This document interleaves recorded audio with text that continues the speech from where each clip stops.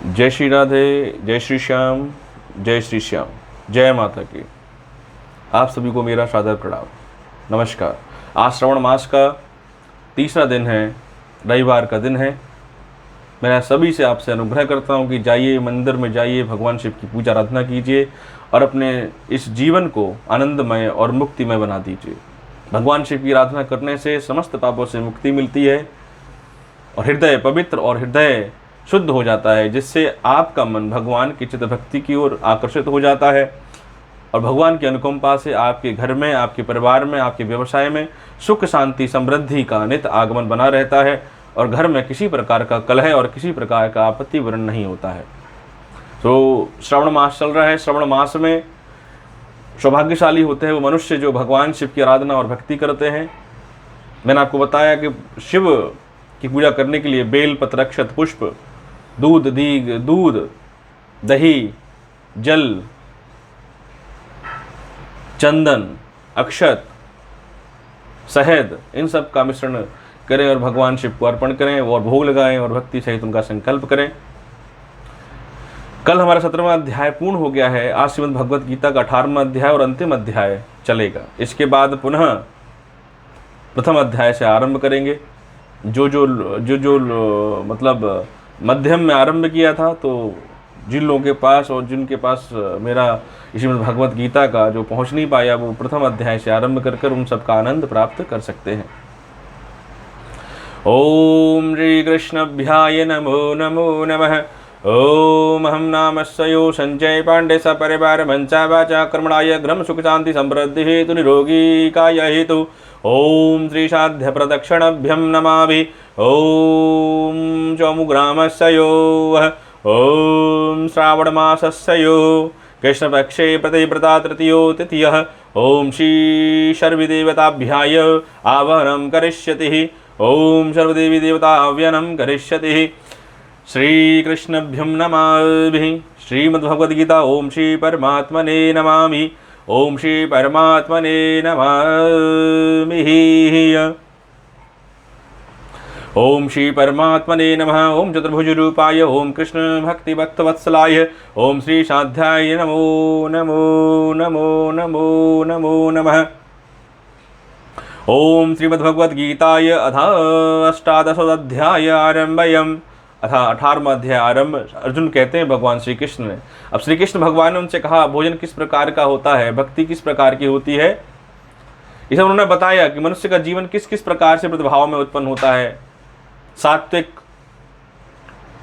जीवन, सात्विक भोजन, प्राकृतिक भोजन, तो इस प्रकार से किस प्रकार से मंत्र भाव करना चाहिए, वो सब उन्होंने भगवान श्री कृष्ण ने बताया। अर्जुन के प्रश्न है। अर्जुन कहते हैं सन्यात्रश्च महाबाहो तमक्षामि वेदुतं त्यागस्यं च हृषिकेशं पृथक् केवलनरीशूदनम्। अर्जुन बोले, हे महाभावो, हे अंतर्यामिन, हे वासुदेव, मैं सन्यास और त्याग के तत्व को पृथक पृथक जानना चाहता हूँ। ये सन्यास क्या है, सन्यास की परिभाषा क्या है। सन्यास कहते हैं सन्यासी, ये सन्यासी, वो सन्यासी। सन्यासी की परिभाषा क्या है। भगवान श्री कृष्ण से अर्जुन ने बहुत अच्छा प्रश्न पूछा है। अब सुनिएगा कि अर्जुन ने कहा है कि प्रभु आपने सब कुछ बता दिया कि सन्यासी जीवन हे अर्जुन तू सन्यासी बन, लेकिन सन्यासी बनने का कारक पदार्थ क्या है, सन्यासी किस प्रकार से बना जा सकता है, उसका कृपा करके मुझे उसका मार्ग बतलाइए। श्री भगवान वाच कल कामन्यम च कर्माणं न्यासम संन्यास कवचो विदुः कर्म करम फलम त्यागम प्रभु शास्त्रम प्रदक्षिणः। अब श्री भगवान कहते हैं, क्या कहते हैं, सन्यास के कर्म लक्षण क्या है, सन्यासी कौन है, उसके लक्षण क्या है, ये आप सुनिए। भगवान श्री कृष्ण कहते हैं कि कितने ही पंडित जन तो काम में कर्म और त्याग संन्यास समझते हैं। बहुत सारे पंडित जन क्या कहते हैं, पीले वस्त्र, लाल वस्त्र पहन रखे हैं, बड़ी बड़ी दाढ़ी कर रखी है, माला पहन रखी है और वो मंदिर में रहता है, वो क्या है, सन्यासी है। ऐसा पंडित जन समझते हैं, ऐसा भगवान श्री कृष्ण ने कहा है। दूसरे विचार कुल पुरुष एवं कर्म फल के त्याग को त्याग कहते हैं। अर्थात दूसरे जो पुरुष हैं वो कर्म फल के जो कर्म फल हैं, अर्थात उन्होंने क्या किया, अपने गृहस्थ जीवन को, अपने सांसारिक जीवन को पीछे छोड़कर वो कहाँ चले गए? वन की ओर चले गए और त्याग कर दिया तो क्या हो गए? त्यागी पुरुष सन्यासी कहलाते हैं, ऐसा लोग कहते हैं। त्वाज्यम दोषाद यक्त्वत्ते कर्मं प्रायदिहीषणं सत्यम चाज कर्मभ्यम त्यागमाजीत चापरे। कई बार एक विद्वान ऐसा कहते हैं कि कर्म मात्र दोष युक्त है, इसलिए त्यागने के योग्य है, और दूसरे विद्वान यह कहते हैं कि यज्ञ दान और तत्व कर्म त्यागने योग्य नहीं है। अब इसमें भी क्या है, बहुत सारे लोग कहते हैं भांति भांति की बातें। इसलिए भगवान श्री कृष्ण कहते हैं, कुछ लोग कहते हैं कि जो कर्म है उसको त्याग देना चाहिए, कुछ लोग कहते हैं कर्म को त्यागना नहीं चाहिए। तो सद्भाव कर्म का प्रयुक्त क्या है? निःश्रेषणुम तत्र त्यागेवं भारतं सत्य प्रवक्तवं त्यागो हि वं पुरुषार्थं विमित्र प्रमाण कीर्ततः। हे पुरुषेष्ठ अर्जुन, संन्यास और त्याग, इन दोनों में से पहले त्याग के विषय में तू मेरा निश्चय सुन, क्योंकि त्याग सात्विक राजस तामस भेद से 3 प्रकार को कहा गया है। त्याग भी कितने प्रकार का है?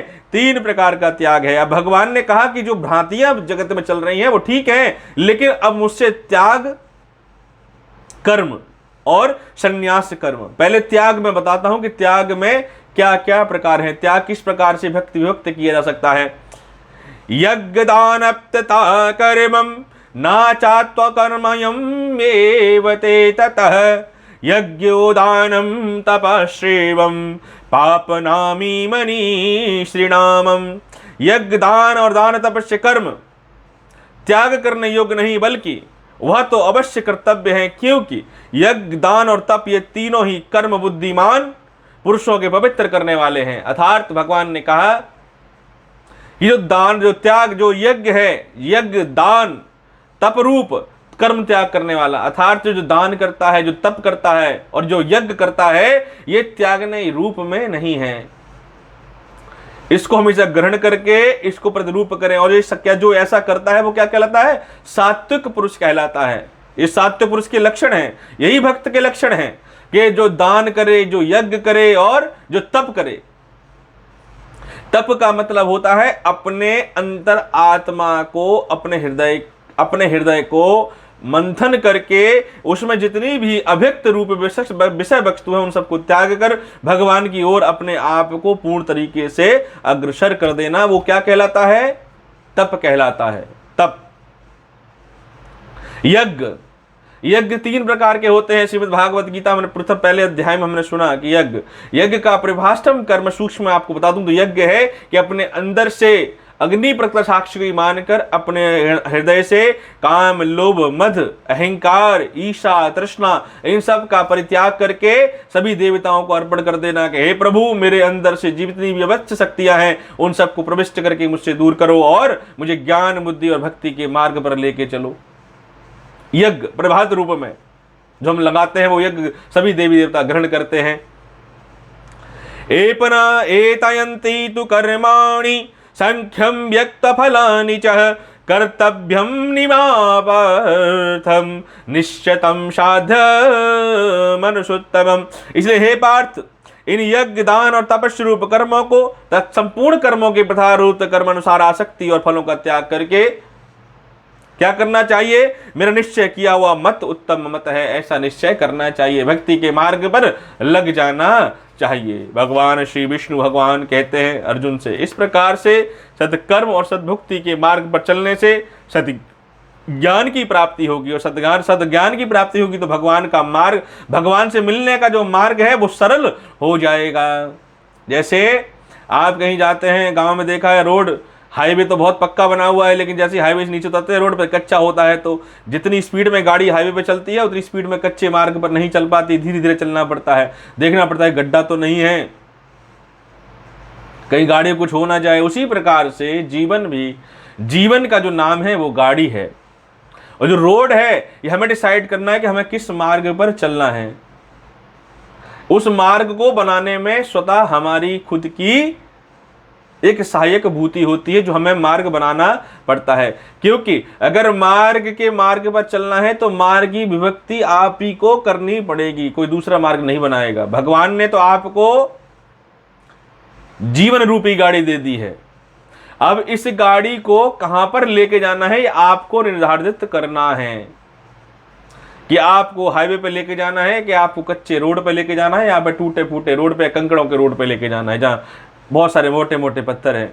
तो आपको डिसाइड करना है। तो क्या करना है, आपको बचपन काल से ही सदमार्ग पर चलना है, भगवान की भक्ति में आसक्त रहना है, और उसके बाद सदकर्म करके विभक्ति भद भाव में निमित्त होकर चलते रहना है।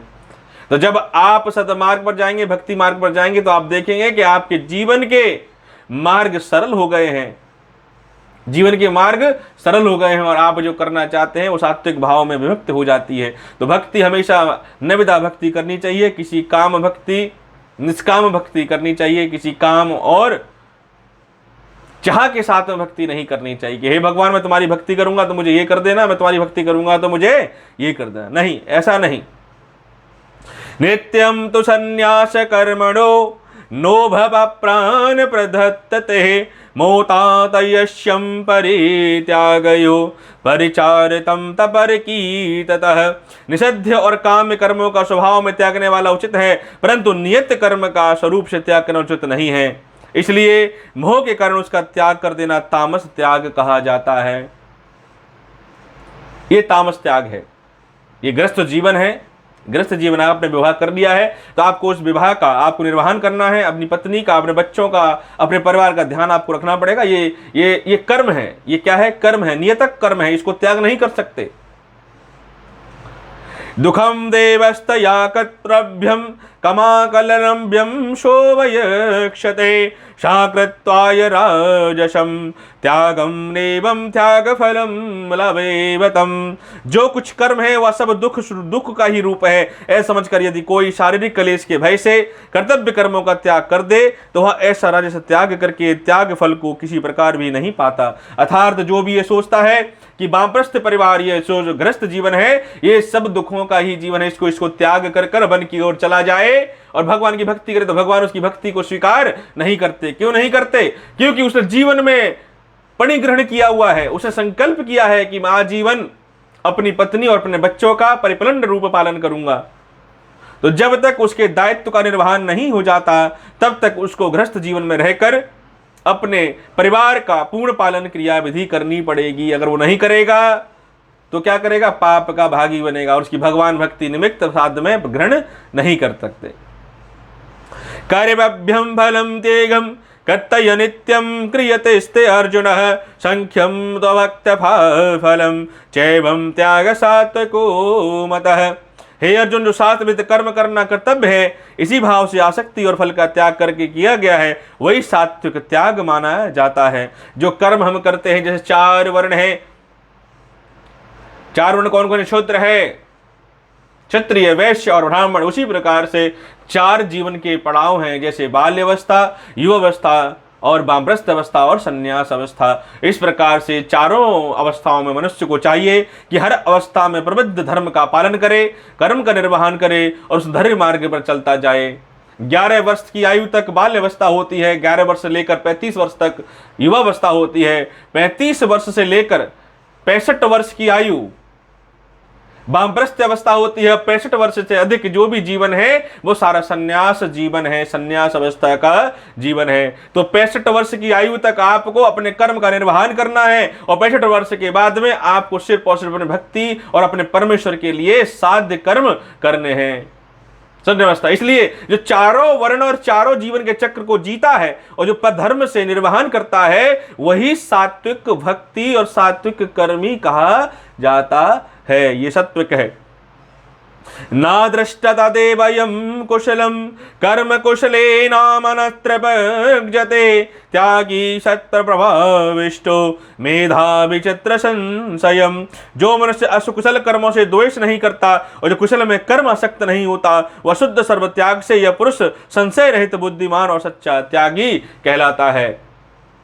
त्याग हमें किस चीज का करना है? त्याग करना हमें लोभ, मद, अहंकार और आसक्ति का त्याग करना है, घृणा का त्याग करना है, ईर्ष्या का त्याग करना है और क्या अंदर करना है? प्रेम आगृत करना है अपने हृदय में, सबके प्रति प्रेम, आसक्ति, प्रेम, भक्ति, निमित्ति, इन सब का त्याग करके भगवान के सद्मार्ग पर विस्तृत होकर चलना है। ना ही देवभूतम शाक्यम युक्ति कर्मत्र शेषतः यस्तु कर्मं फलं त्यागी स त्यागी वचाय विवीयते। अर्थात क्योंकि शरीरधारी किसी भी मनुष्य के द्वारा संपूर्णता से सब कर्म त्याग किया जाना शक्य नहीं है, इसलिए जो कर्म फल का त्यागी है वही त्यागी है, वही त्यागी कहा जाता है। शाक्य कर्म, शाक्य का मतलब हो सत्कर्म द्वारा मार्ग पर चलने वाला जीव,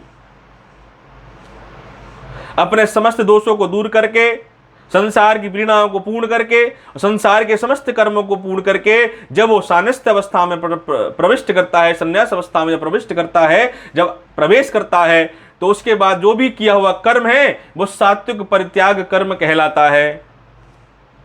अनिमिष्टम वृत्रमाविच्चत्रये कर्मणं चायावनम अव्यक्तम ज्ञागुना प्रेत्यम तत्र शून्नानत्र कृतम। अर्थात कर्म फल का त्याग न करने वाला मनुष्यों के कर्म को तो अच्छा बुरा और मिला हुआ ऐसे 3 प्रकार फल मरने के पश्चात अवश्य होता है, किंतु कर्म फल का त्याग कर देने वाले मनुष्यों के कर्मों का फल किसी काल में भी नहीं होता। कर्म फल का त्याग ना करने वाला मनुष्य कर्मों का अच्छा बुरा और बुरा मिला हुआ है। देखिए, जो जीवन में जो कर्म करता है उसको उस जीवन में उसके कर्म के अनुसार उसको फल प्राप्त होता है। जीवन में हर मनुष्य जब संसार में आता है तो अपने कर सत्कर्मों के द्वारा प्रविष्ट करता है और उसका कर्म उसके कर्म अनुसार उसको फल प्राप्त होता है। जीवन में हमको चाहिए कि हम कम से कम पाप अनजान कर तो कोई ना करें। अनजाने में जो पाप हो जाए तो उसके बारे में कुछ कह नहीं सकते, कलयुग है, लेकिन जानकर हम कोई किसी प्रकार का पाप ना करें। पाप 3 प्रकार का होता है, मन से किया हुआ पाप, वाणी से किया हुआ पाप और नेत्रों से किया हुआ पाप। वाणी, नेत्र और मुखार और आपके मन से, तो ये 3 प्रकार से पापों का भाग प्रविष्ट होता है। किसी के बोल के आपने पाप कर दिया, आंखों द्वारा पाप और मन द्वारा पाप, तो इन पापों को कभी प्रविष्ट कर्म हाथ में से नहीं करना चाहिए। कर्मों का फल परित्याग करके मनुष्य तो कहता है कि जीवन मिला है, इसको जितना आनंद की प्राप्ति लेनी है ले लो, पता नहीं अगला जीवन कैसा मिलेगा। बिल्कुल सही बात है, आपका सोचना बिल्कुल उचित है कि अगला जीवन पता नहीं कैसा मिलेगा, लेकिन एक बात मैं आपको बता देता हूं, जो मनुष्य का जीवन है, अगर सत्कर्म करोगे, सदमार्ग पर चलोगे, भगवान की भक्ति सब ग्रंथ द्वारा जितने भी उपनिषद हैं उनके मार्ग पर चलोगे, तो इस चीज की गारंटी मैं देता हूं कि अगला जन्म आपको मोक्ष मिले न मिले, लेकिन अगला जन्म आपको मनुष्य का अवश्य मिल जाएगा।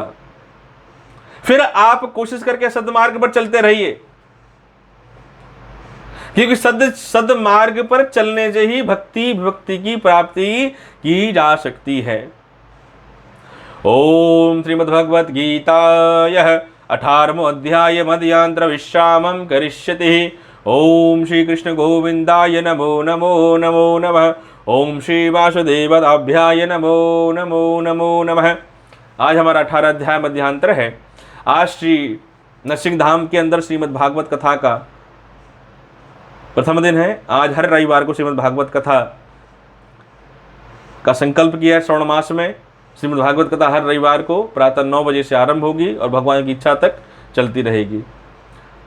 तो जो भी मेरे सब्सक्राइबर हैं जो चोमू नगरी के आसपास रहते हैं, वो उन सबसे मेरा अनुरोध है कि आज आज नरसिंह धाम में पहुंचकर श्रीमद् भागवत कथा का आनंद लें और अपने इस मनुष्य जीवन को सदमार्ग पर ले जाने का एक सरल उपाय और सदमार्ग प्रवक्षित रूप में इसका ग्रहण करें। आपसे श्रीमद् भागवत कथा के द्वारा पुनः मुलाकात होगी। जय श्री राधे, जय श्री राधे, जय श्री राधे। आप सबका कल्याण हो, घर में सुख शांति समृद्धि का सदनिमित्त आगमन बना रहे और आपकी हृदय, आपके मन में सदा भगवान के प्रति असीम भक्ति हो। यही ऐसा मेरा भगवान से अनुरोध है। आप सबके घर में आप सबका कल्याण हो, आप सबके घर में सुख शांति समृद्धि बनी रहे, प्रेम और स्नेह का कभी बिछो ना हो और आपके घर में, आपके परिवारों में सबके परिस्थिति पुरुषों किसी का बिछो ना हो, आपके घर में कुशलता पूर्वक सदा निमित्त बनती रहे, ऐसी मेरी भगवान से प्रार्थना है। जय श्री राधे, जय श्री राधे, जय श्री राधे।